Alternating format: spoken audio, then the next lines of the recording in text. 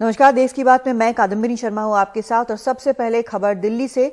दिल्ली के मंत्री सत्येंद्र जैन के जेल के अंदर मसाज कराने की वीडियो पर आज सुबह से राजनीति गरमाई हुई है। अब दिल्ली की स्पेशल कोर्ट ने ईडी को नोटिस जारी कर दिया है। सत्येंद्र जैन का वीडियो लीक होने पर ईडी को कोर्ट की अवमानना का नोटिस जारी किया गया है। कोर्ट में ईडी ने वीडियो लीक न करने का शपथ पत्र दिया था, लेकिन उसके बावजूद ये वीडियो लीक हो गया है और इसीलिए अब कोर्ट ने नोटिस जारी किया है। और इस मामले पर और जानकारी दे रहे हैं हमारे संवाददाता शरद शर्मा। दिल्ली में चुनाव चल रहे हैं तो इसका राजनीतिक असर जो पड़ेगा वो हमें देखना होगा, उसको नकार नहीं सकते। लेकिन क्योंकि ये मामला पहले ही कोर्ट में था और ऐसा नहीं है कि ये जो जानकारी है या ये वीडियो भले ही आज बाहर आया है, लेकिन ये सारी जानकारी या ये सारी शिकायत जो है ईडी पहले ही सत्येंद्र जैन के बारे में अदालत से कर चुकी थी। और जब बेल पे सुनवाई भी चल रही थी उस दौरान ये सारी जो शिकायत थी या जो दावे थे ईडी ने कोर्ट के सामने किए थे। और उस समय पर कोर्ट ने ये कहा था कि आप अंडरटेकिंग दीजिए कि ये जो वीडियो आपके पास है जिसमें आप दावा कर रहे हैं कि सत्येंद्र जैन मसाज करा रहे हैं, ये सब कर रहे हैं, ये जो है लीक नहीं होगी। तो ईडी ने कोर्ट के अंदर ये शपथ पत्र दिया था कि वो अपनी तरफ से इसको लीक नहीं करेंगे, ये बाहर नहीं आएगा वीडियो। लेकिन उसके बावजूद भी ये वीडियो बाहर आ गया। तो इसके बाद सत्येंद्र जैन ने आज कोर्ट का रुख किया और कोर्ट ने जो है ईडी को अवमानना का नोटिस भेजा है, कंटेम्प्ट ऑफ कोर्ट का नोटिस भेजा है। और अब सोमवार को इस मामले में सुनवाई होगी, जहां पर ईडी को जवाब देना होगा कि आखिर उनको अवमानना का दोषी क्यों ना माना जाए या अवमानना की कार्रवाई ईडी के खिलाफ, ईडी के अफसरों के खिलाफ क्यों ना की जाए। और वो डिस्चार्ज जो स्लिप होती है उसमें वो ये दावा भी कर रहे हैं कि सत्येंद्र जैन को फिजियोथेरेपी के लिए कहा गया था, एडवाइस किया गया था कि फिजियोथेरेपी उनकी होनी चाहिए। लेकिन उसमें एक बात ये आ रही है, जो एक्सपर्ट्स भी कह रहे हैं या जो जेल के नियमों को समझते हैं वो ये कह रहे हैं कि अगर फिजियोथेरेपी होनी भी थी तो इस तरह से अपने सेल के अंदर जो है ये फिजियोथेरेपी नहीं होती है, बल्कि एक डेजिग्नेटेड जगह होती है या जो जेल होता है उसका एक तरह का अस्पताल होता है। तो वहां पर ये फिजियोथेरेपी होनी चाहिए थी। लेकिन ये जो है अपने सेल के अंदर ये फिजियोथेरेपी होती हुई दिखाई दे रही है। तो इसको लेकर जो है जरूर सवाल हैं, लेकिन इसमें बहुत ज्यादा कुछ इसलिए हम लोग नहीं कह सकते हैं क्योंकि ये मामला कोर्ट के संज्ञान में है और कोर्ट ने अभी तक इसके ऊपर टिप्पणी नहीं की थी। तो अभी क्योंकि ईडी को नोटिस है, ईडी जब इस पर जवाब देगी और कोर्ट अपना रुख इख्तियार करेगी कि क्या सही है और क्या गलत है। क्या वाकई जो ईडी दावा कर रहा है कि सारे नियमों की धज्जियां, जैसा कि ईडी ने दावा किया है कि सारे नियमों की धज्जियां उड़ाई जा रही हैं, जब चाहें अपनी पत्नी से मिल लेते हैं और जब चाहे मसाज कराते हैं। तो इस सब पे कोर्ट को अब संज्ञान कोर्ट को देखना है कि क्या ये सही है या गलत है। लेकिन पहले अब ईडी जवाब देगी कि ऐसा कैसे हो गया कि जब मना किया था वीडियो बाहर नहीं आना चाहिए, उसने अंडरटेकिंग दी थी ईडी ने, तो ये वीडियो कैसे बाहर आ गया। इस वीडियो को लेकर बीजेपी ने आरोप लगाया कि जेल में जैन को वीवीआईपी सुविधाएं दी जा रही हैं। बीजेपी ने कहा कि आप मसाज और स्पा पार्टी बन गई है। बीजेपी ने कहा कि केजरीवाल के इशारे पर भ्रष्टाचार हो रहा है और इस वीडियो पर चुप क्यों है। इसके बाद आम आदमी पार्टी की ओर से मनीष सिसोदिया सामने आए और आरोप लगाया कि एक बीमार व्यक्ति का वीडियो जारी कर बीजेपी उनकी बीमारी का मजाक बना रही है। सिसोदिया ने कहा कि सत्येंद्र जैन की रीढ़ की हड्डी की सर्जरी हुई है और डॉक्टर के सुझाव पर उनकी फिजियोथेरेपी की जा रही है। इस वीडियो को देखने के बाद ये आम आदमी पार्टी नहीं है, ये पार्टी है बदनाम दाम पार्टी। बदनाम दाम पार्टी, दाम लगाओ और जो चाहे वो करवाओ। अरविंद केजरीवाल महाठग, जिसके इशारे पे भ्रष्टाचार होता है, ठगी होती है।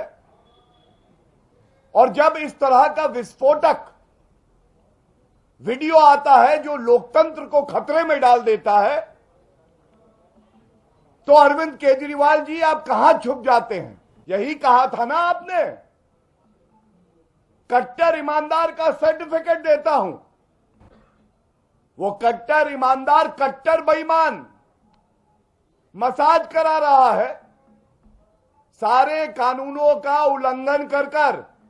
और ये नहीं भूलना चाहिए कि ये कट्टर बेईमान ठग जो मसाज करा रहा है अभी भी ये 5 महीने से जेल में है, लेकिन मंत्री पद से हटाया नहीं गया। आज भारतीय जनता पार्टी इतनी घटिया हरकत पर उतर आई कि किसी इंसान की बीमारी का, उसकी बीमारी में दिए जा रहे उसके इलाज का सीसीटीवी फुटेज गलत तरीके से बाहर निकाल के उसको मनोहर कहानियां सुना के आज किसी की बीमारी का मजाक बना रहे हैं ये लोग। मुझे नहीं लगता कि देश की राजनीति के इतिहास में कभी कोई पार्टी इतनी नीचता पर उतरी होगी, इतने घटिया हरकतों पर उतरी होगी कि किसी व्यक्ति की बीमारी का इतना क्रूरता से मजाक बनाने के हद तक उतर आई होगी। बीमार कोई भी हो सकता है, देश के प्रधानमंत्री भी बीमार हो सकते हैं, उनको भी इलाज की जरूरत पड़ सकती है। कोई लाट साहब भी बीमार हो सकता है, उनको भी इलाज की जरूरत पड़ सकती है। कोई आम आदमी भी बीमार हो सकता है, जेल में बंद कोई आदमी भी बीमार हो सकता है, उसको भी इलाज की जरूरत पड़ सकती है। लेकिन किसी के इलाज को, किसी की बीमारी को इस तरह की घटिया हरकत करना, उसके इलाज के वीडियो जारी करके इस तरह की घटिया हरकत करना, ऐसा बीजेपी के अलावा कोई और नहीं कर सकता। रिकॉर्ड पे है कि उनकी रीढ़ की हड्डी में चोट लगी है, उससे उनकी नर्व पिंच हो गई है, उनको हॉस्पिटल में एडमिट कराया गया था, उसके बाद में उनकी 2 सर्जरी वहां पे हुई हैं। लगातार मेडिकल रिपोर्ट्स में डॉक्टर्स ने लिख के दिया है कि उनको रेगुलर फिजियोथेरेपी की जरूरत है। अब किसी आदमी को चोट लगी है, डॉक्टर उसको इलाज करते हैं और उसको रेगुलर फिजियोथेरेपी सजेस्ट करते हैं, और फिर आप उसका वीडियो निकाल के उसका मजाक बनाते हो। आपको शर्म नहीं आती है? वैसे तिहाड़ जेल के पूर्व प्रवक्ता सुनील गुप्ता का कहना है कि वीडियो में दिख रहा मसाज सामान्य नहीं है। अगर कैदी को फिजियोथेरेपी की जरूरत पड़ती है तो जेल में उसके लिए वार्ड बना है, वहां की जाती है, ये सेल में नहीं। वीडियो को देख के जैसे लगा 3 अलग अलग लोग जो है इनकी मसाज कर रहे हैं, तो ये अनयूजुअल है। जेल में ये इतना यूजुअल नहीं है। आम आदमी को जो है अगर फिजियोथेरेपी की जरूरत होती है तो हर एक जेल में फिजियोथेरेपी वार्ड बने हुए हैं, तो वहां फिजियोथेरेपी करवाते हैं। और एक हॉस्पिटल है हमारा जेल नंबर 3 में, तो उसमें फिजियोथेरेपी का काफी बड़ा एक वार्ड है, उसमें फिजियोथेरेपी करवाई जाती है। पर ये जो सेल के अंदर फिजियोथेरेपी कर रहे हैं, ये दिस इज अपेरेंटली इलीगल है। जिस तरीके से इनका ये है, ये फिजियोथेरेपी तो नहीं है, इसको आप कह सकते हैं कि मालिश है, जो कि बहुत वीवीआईपी प्रिजनर्स को जेल में नसीब होती है। रुख करते हैं अगली खबर का। श्रद्धा वालकर हत्याकांड के आरोपी आफ्ताब पूनावाला का एक सीसीटीवी वीडियो सामने आया है। इसमें आफ्ताब सुबह सुबह अपने घर से एक बैग लेकर निकलता दिख रहा है। पुलिस को बैग में श्रद्धा वालकर के शव के टुकड़े होने का शक है। ये वीडियो 18 अक्टूबर का है, हालांकि एनडीटीवी इसकी पुष्टि नहीं करता।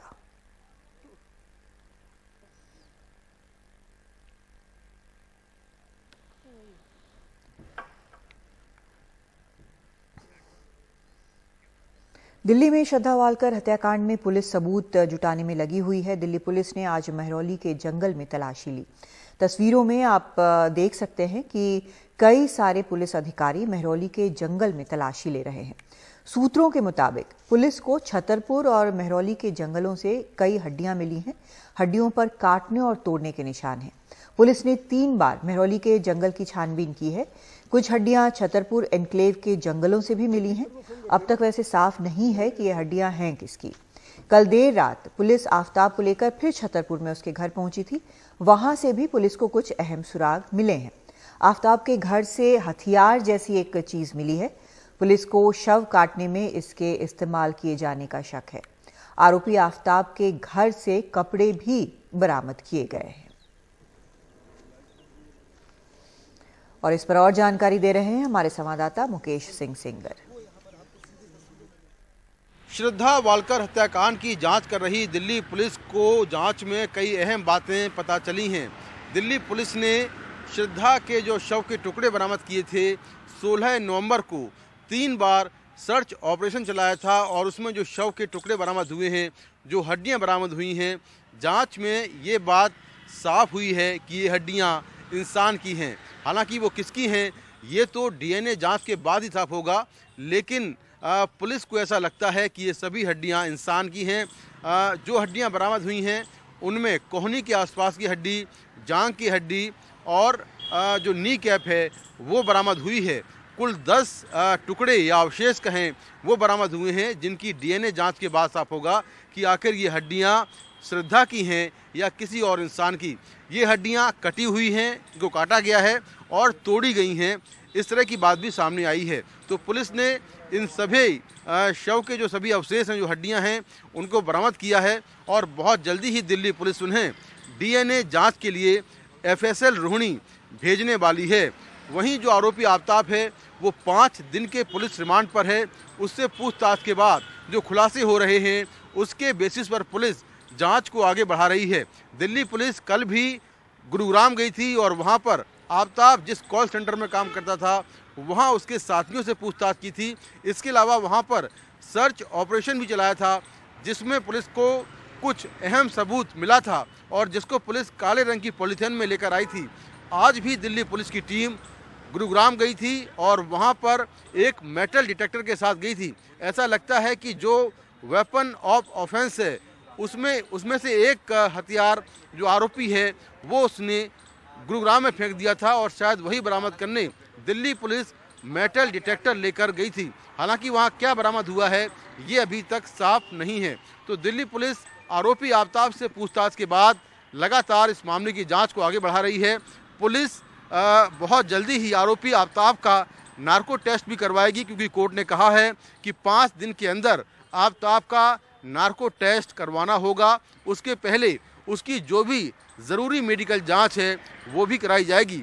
वहीं दिल्ली पुलिस की एक टीम मुंबई में है, जहां श्रद्धा के दोस्तों के बयान दर्ज किए जा रहे हैं। एक टीम हिमाचल प्रदेश में है, एक देहरादून में है और दिल्ली में कई टीमें इस पूरे मामले की जांच में लगी हुई हैं। नई दिल्ली से कैमरामैन मोहम्मद मुरसलीन के साथ मैं मुकेश सिंह, एनडीटीवी इंडिया। वैसे श्रद्धा मर्डर केस में ही दिल्ली पुलिस की एक टीम मुंबई के वसई पहुंची हुई है। दिल्ली पुलिस की एक और टीम वसई आने वाली है। आफ्ताब के परिवार से संपर्क करने की भी कोशिश की जा रही है। आफ्ताब के परिवार वालों से संपर्क नहीं हो पा रहा है, ऐसी जानकारी मिल रही है। श्रद्धा के दोस्तों और मददगारों से बयान लिए जा रहे हैं। जांच टीम जो है वो बयान ले रही है।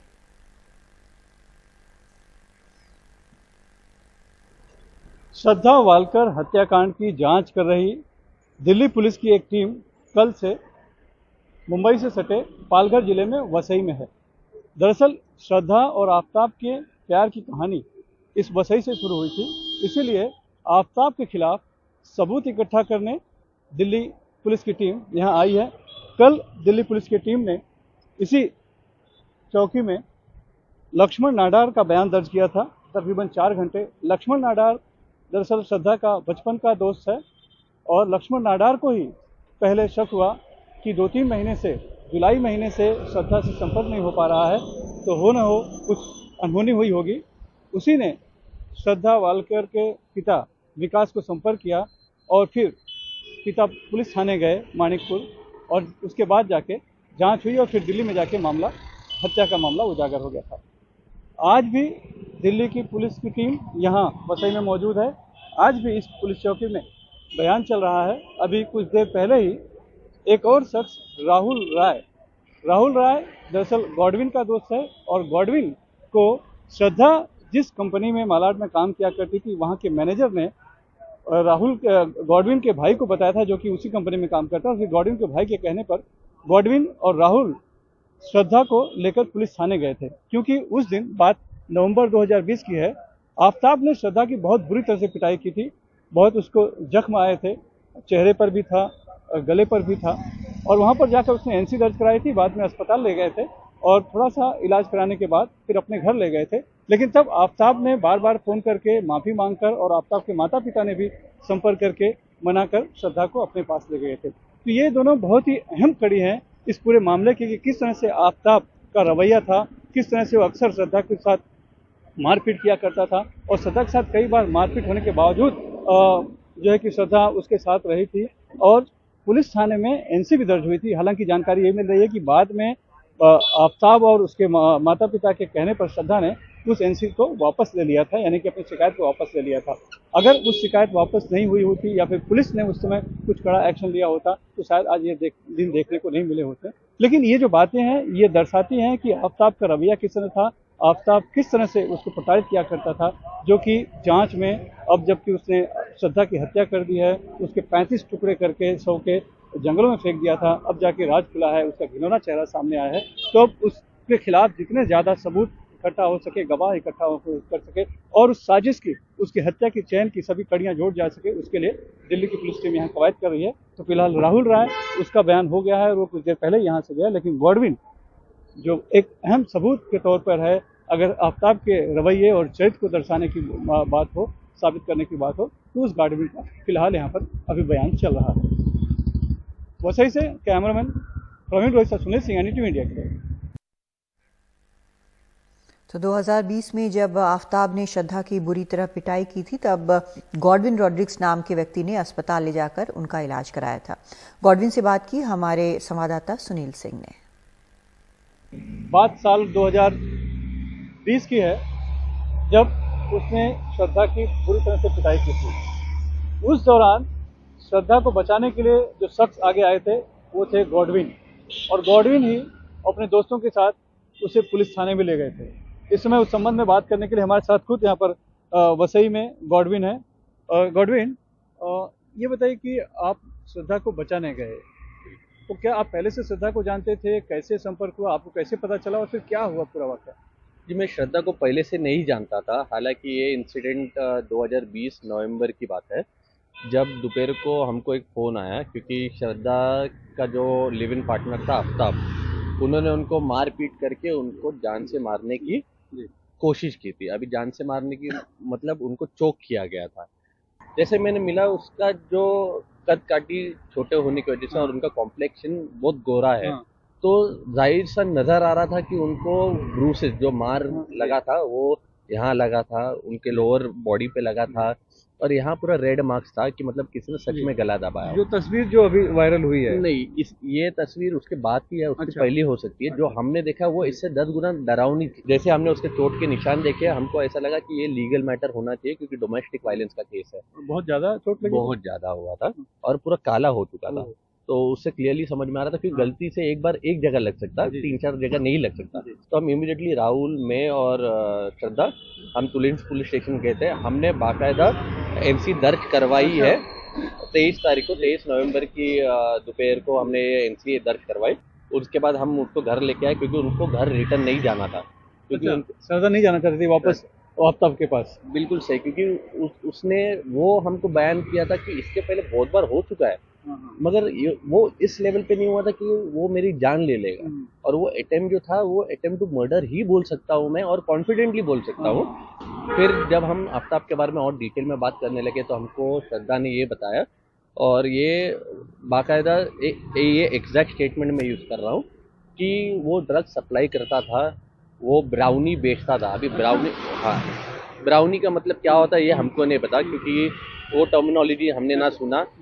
तो बोलने लग गई कि वो ब्राउनी ने लेकिन बताया आपको? बिल्कुल, वो ब्राउनी बेचता है, और आधी रात को भी उसके घर पे सप्लायर आते थे लेने के लिए।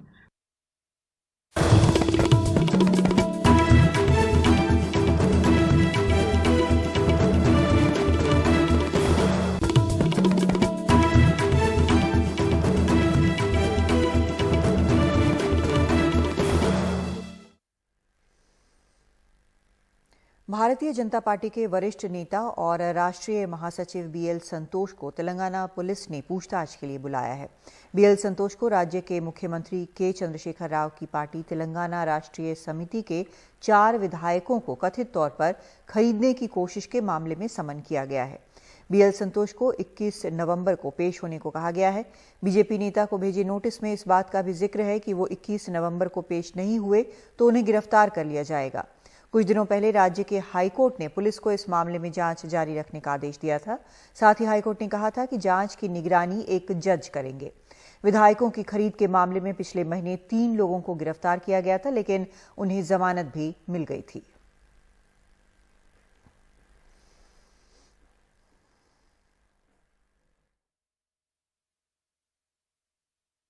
16 तारीख को स्पेशल इन्वेस्टिगेशन टीम ने एक नोटिस दिया BL संतोष को, जो बीजेपी के वरिष्ठ नेता हैं, national general secretary, organising secretary, और उनको कहा कि सोमवार के दिन आप 10:30 बजे यहाँ पे पुलिस हेडक्वार्टर्स में SIT के सामने पेश होइए, क्योंकि समन्स दिया गया है उनको इस इन्वेस्टिगेशन में MLAs के खरीदारी का जो आरोप लगा है उसके बारे में। संतोष का नाम बार बार उस ऑडियो टेप्स में जो लीक हुए थे और फिर जो वीडियो टेप्स जो मुख्यमंत्री ने पब्लिक और मीडिया और जुडिशियरी के साथ जो शेयर किए थे उनमें उनका नाम मेंशन था। हालांकि उनकी आवाज या फिर उनसे कोई ईमेल की बात अब तक कोई पब्लिक डोमेन में नहीं आई है। भाजपा अपनी तरफ से उन्होंने कोर्ट में ये प्ली अभी डाली है। 18 तारीख को उन्होंने कहा है कि SIT आर्बिट्ररी और इलीगल तरीके से नेताओं को बुला रही है, जबकि उनका कोई इन्वॉल्वमेंट इस केस में नहीं है। और कोर्ट से उन्होंने रिक्वेस्ट किया है कि ऐसे समन्स के खिलाफ कोर्ट कोई ऑर्डर्स पास करें। ये SIT नियुक्त की गई थी तेलंगाना सरकार द्वारा। उन्होंने कहा था कि हैदराबाद के पुलिस कमिश्नर CV आनंद उसके हेड होंगे और उनके साथ 6 और लोग काम करेंगे। और हालांकि बीजेपी ने कोर्ट में अर्जी दी थी कि एक CBI कोर्ट या फिर कोई न्यूट्रल अथॉरिटी इस पूरे मामले पर जांच करे। कोर्ट ने कहा था कि ये SIT काफी है और हम इसे मॉनिटर करेंगे, सिंगल जज मॉनिटर करेंगे, और उसकी जो प्रोब की जो फाइंडिंग्स हैं वो ना पब्लिक को बताई जाएगी, ना मीडिया को, ना ही पॉलिटिकल एग्जीक्यूटिव को। और इसलिए ये SIT अब जारी है। ये पूरा मामला एक तरह से राजनीतिक हो रहा है, क्योंकि भाजपा ने पहले से ही कहा है कि उनको लगता है कि ये जो पूरा विधायकों को खरीदने का जो आरोप लगा है वो पूरा ड्रामा है जो इनैक्ट किया गया TRS द्वारा, TRS के मुख्यमंत्री द्वारा। और दूसरी तरफ KCR का कहना है कि ये एक षड्यंत्र है, इनके गवर्नमेंट को गिराने का एक षड्यंत्र है, और यही इसी मामले के चलते उन्होंने विधायकों को खरीदने की कोशिश की थी। PM मोदी ने आज वाराणसी में BHU के एम्फी थिएटर मैदान में काशी तमिल संगमम का शुभारंभ किया। इस मौके पर PM दक्षिण भारतीय वेशभूषा में पहुंचे। कार्यक्रम में उनके साथ उत्तर प्रदेश के मुख्यमंत्री योगी आदित्यनाथ और राज्यपाल आनंदीबेन पटेल मौजूद रहीं। काशी तमिल संगमम के उद्घाटन से पहले PM ने तमिलनाडु से आए शैव मठाधीशों के समूह से मुलाकात की। अपने इस दौरे पर PM यहां के पंडालों को देख रहे हैं, साथ ही वे तमिलनाडु से आए छात्रों और कलाकारों से भी मुलाकात कर रहे हैं।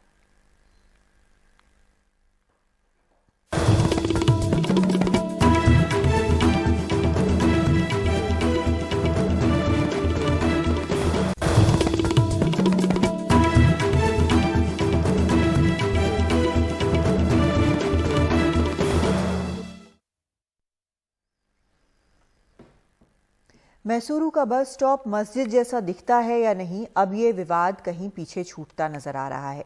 बीजेपी के सांसद और विधायक के बीच मामला इतना बढ़ गया कि बीजेपी विधायक ने पार्टी छोड़ने की धमकी दे डाली।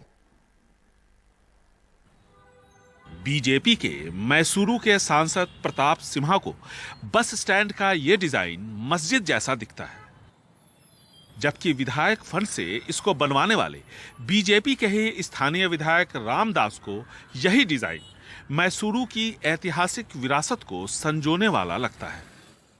बीजेपी सांसद ने इस ढांचे को गिराने की धमकी दी है, यानी बीजेपी के सांसद इसे गिराना चाहते हैं और विधायक बचाना।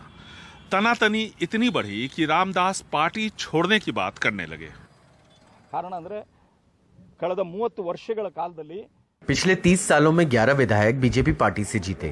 10 लोग पहले ही इस्तीफा दे चुके हैं। उनमें से सभी को परेशान किया गया और उन्होंने पार्टी छोड़ दी। मैं अकेला व्यक्ति हूं जो अभी भी पार्टी के साथ हूं। मुझे भी समाज के लिए योगदान करने की इच्छा है। मैं बेवजह के झंझट में नहीं पड़ना चाहता। ಏನಾದರೂ ಒಂದು ಕೊಟ್ಟು ಹೋಗಬೇಕು ಅನ್ನುವಂತ ಆಸೆ ಇದೆ, ಹಾಗಾಗಿ ಬೇರೆ ಯಾವುದೇ ಕಾಂಪ್ಲಿಕೇಶನ್ಗೆ ನಾನು ಬಯಸಲ್ಲ।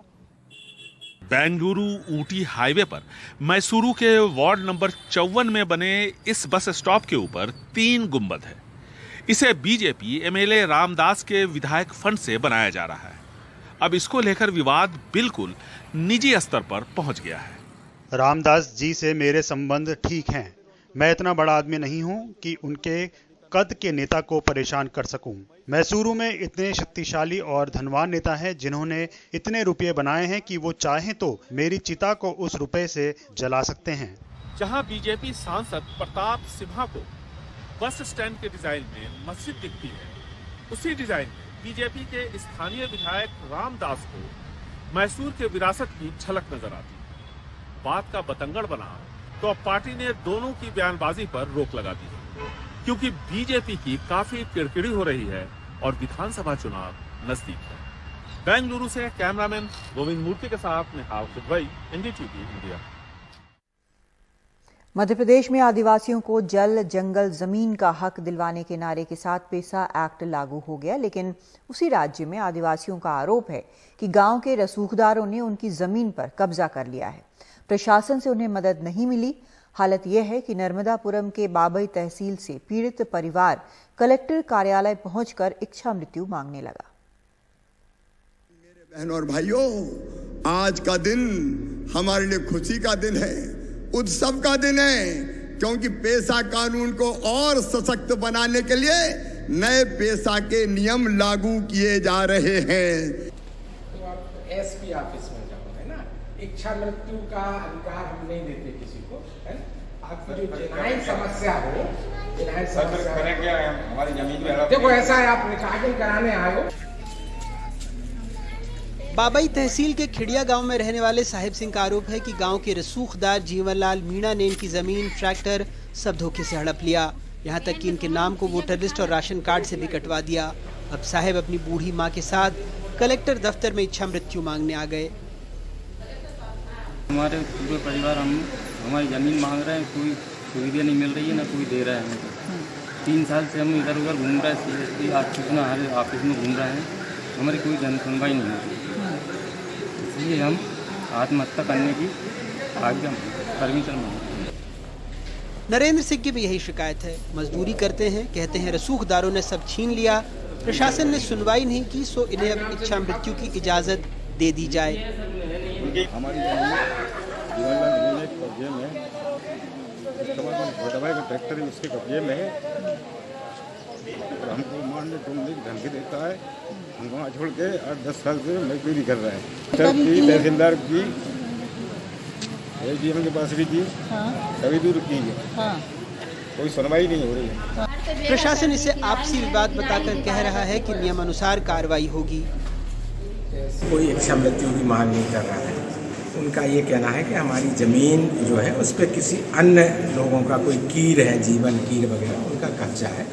उनको उनके सामने ही हमने तहसीलदार से बात की, जिसकी आपने पूरी रिकॉर्डिंग भी की है।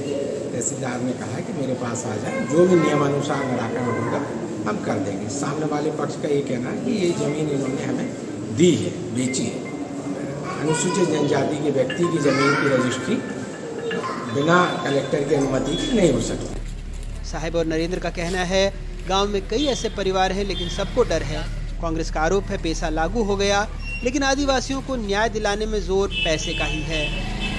18 साल से शिवराज सिंह जी की सरकार ये पैसा एक्ट चला रही है कि बिना पैसे दिए लॉ एंड ऑर्डर, लॉ और ऑर्डर ले जा, वो चल रहा है। वैसे अगले दिन मुख्यमंत्री नर्मदापुरम में ही आदिवासियों को पेशा एक्ट समझाने आए थे। सरकार ने 21% से ज्यादा आदिवासी आबादी के लिए भाव भंगिमाएं खूब बनाई हैं, लेकिन NCRB की रिपोर्ट के मुताबिक मध्य प्रदेश में आदिवासियों और दलितों के खिलाफ अत्याचार के मामले भी पिछली बार की तरह ही बढ़े हैं। 2021 में यहाँ SC/ST एक्ट के तहत 2627 मामले दर्ज हुए थे। 2020 की तुलना में यह करीब 9.38% अधिक है। तब 2401 मामले आए थे। किताबों और ऐसे सरकारी नारों में पेशा एक्ट आदिवासियों को जल, जंगल और जमीन का अधिकार देता है, लेकिन हकीकत में क्या हो रहा है ये ऐसी घटनाओं से या NCRB के आंकड़ों से समझा जा सकता है। होशंगाबाद से अपने सहयोगी संजय दुबे और भोपाल से कैमरा पर्सन रिजवान खान के साथ अनुराग द्वारी, NDTV इंडिया।